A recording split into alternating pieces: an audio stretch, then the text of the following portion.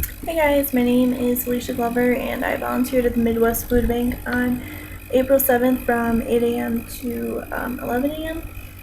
Midwest Food Bank was started in 2003 by the Kaiser family when they started distributing food locally out of their machine shed actually.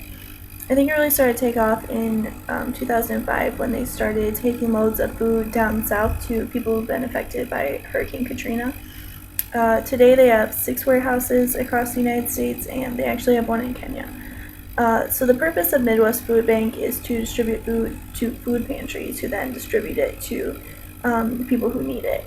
Along with distributing food donations, they also have a backpack program where young students who are provided their lunches and breakfast by the school are able to fill their backpacks with foods that they would be able to prepare themselves over the weekend when they're not in school. They also assemble and make their own nutrition packs for people overseas who might be severely malnourished.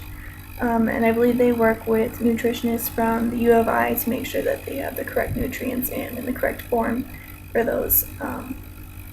While I was there, I helped to load donations on carts for food pantries who are picking up. There's like a huge warehouse, and people from food pantries and other organizations are able to come in and they choose what they'd like to be able to provide and what amounts.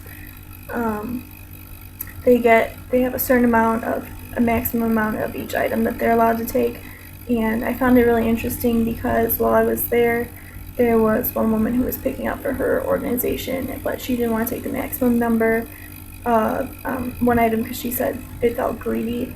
And the other volunteer who had been there for a long time explained that the man who runs Midwest Food Bank, he takes the number of each item, of each product that they get in, and he divides it by the number of organizations who pick up from Midwest Food Bank, and that's how they come up with the maximum number that organizations are able to take. It's not really anything that anyone should feel guilty about.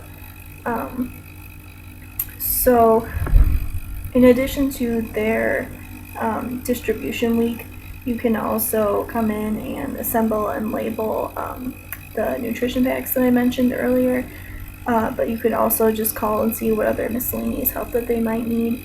But I think that it would be a really good service project for a lot of different organizations on campus. And I'm going to find a way to attach my selfie somehow. I'm not really sure, but I'll get it added. And I just had a really good time volunteering there. Thanks.